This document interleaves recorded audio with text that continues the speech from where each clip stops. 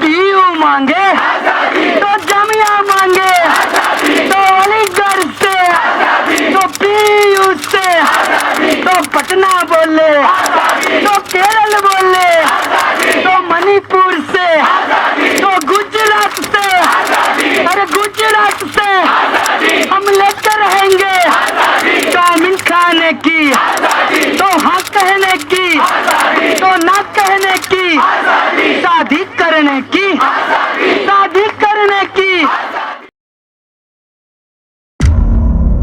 अच्छा, ऑर्डर दे किसी को मार दो, आप मार देते थे? हाँ जी। चाहे वो कोई भी हो? कोई भी हो। अगर वो कहता कि अपने सगे भाई को जान से मार डालो? जी, मैं मार देता। अगर वो कहता अपनी माँ को जान से मार डालो? An innocent young woman, a lab assistant in a school, wasn't as lucky as I was.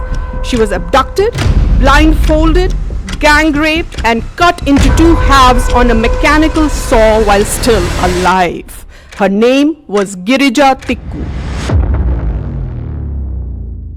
और हम सब जानते हैं कि दुनिया भर में ये माना जाता है कि India is illegally occupying Kashmir. Everybody accepts it. तो मनुवाद से, तो संघवाद से, al pueblo unido estamos todos vencidos.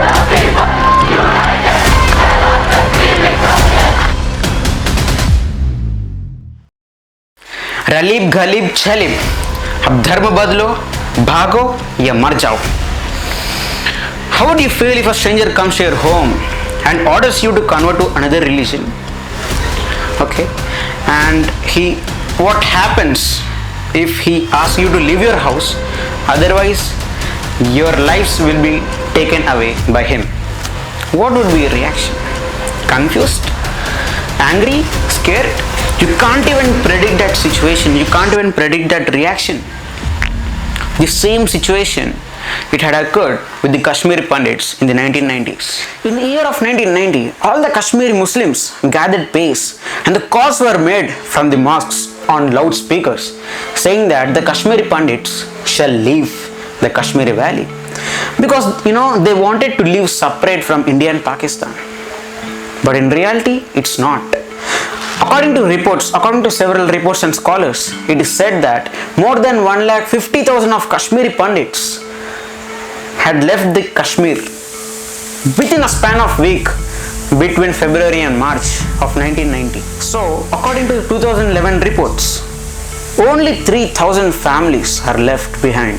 Only 3,000 Kashmiri Pandits are left behind. Well, coming to the Kashmir exodus, we will discuss about a main personality. Was none other than Jagmohan Malhotra. Jagmohan Malhotra was appointed as the governor of Kashmir by VP Singh, and he was so much, he was a talented person. He was so much powerful, and he also wrote a book named Frozen Turbulence. I am saying that he's so much powerful because at that time Sheikh Abdullah was the chief minister of Jammu Kashmir, and he told that if Jagmohan could contest the elections, the Jammu Kashmir elections, he would be the chief minister of Jammu Kashmir. So you can imagine the power of Jagmohan Malhotra, right? First of all, Kashmir Muslims also supported the Kashmir Hindus, the Kashmir Pandits.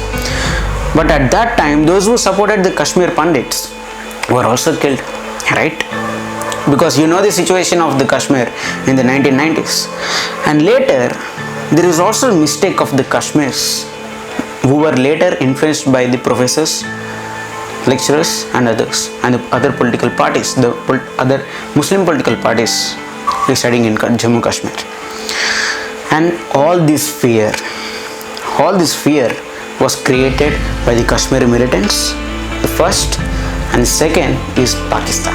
Now we will see the entry of Bitta Karate Aka Farooq Ahmed. He was born in 1973 and he went to Pakistan for training in 1988. In the same year, many Muslim political parties, they contested in the elections, but all the Muslim political parties, they did not win, and all of them, they recognized themselves as the militants, and they were literally ready to give their lives for Jammu Kashmir's independence from India, it seems. Yeah, And after Bitta Karate coming to India in 1989, he killed so many Kashmiri Pandits, Kashmiri women. He raped Kashmiri women. Number 1, Satish Tikku. He was a RSS member. Okay, RSS, if you don't know, it is a Rashtriya Swayam Sevak Sangh. Okay, now I will describe this situation, the instance, what exactly happened. When Satish Tikku, when he knew that his friend would be coming to his home to kill him, he hid himself in his rice container. He threw away the rice grains, and he went into the rice container. After the entry of Bitta Karate into his home, he entered. He looked at the rice container. He shot at the rice container, and his wife saw this, and she was literally scared. Okay. Then Bitta Karate, he mixed the rice grains with the blood, and he made her to eat that. And he also tried to make Satish's wife to be naked and dance around him for the entertainment purpose. And this was the actual situation that occurred. And also another Kashmiri Pandit named Girija Tikku, she was brutally raped and she was brutally murdered with the carpenter's saw, the machine which we used to cut the meat, and her body was cut into 2 pieces and the body was thrown out on the road.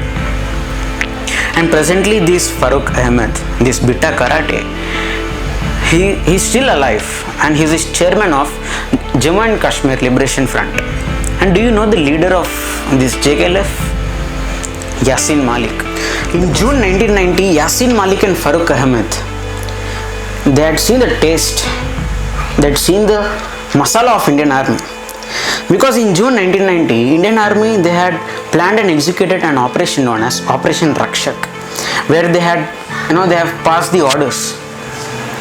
The orders were like not to enter into the civilian's house, okay, and also not to smoke in front of the religious places of the particular people, and also not to destroy the standing crops. So these were some orders which have been passed by the Indian Army to the militants. Now we will talk about another personality named as Nivedita Menon. Nivedita Menon, she is a writer. She is also a professor of political thought at Jawaharlal Nehru University in Jammu Kashmir. Even though she is so much educated, even though she has the knowledge, even though she is talented and also multi-talented, how can she influence the students of Kashmir by saying that India is illegally occupying Kashmir? Then what is the difference between the militants, Canis-Lupus and Nivedita? At a particular point of time, Farooq Ahmed told that the Article 370 cannot be removed or cannot be revoked. You know that what happened after that.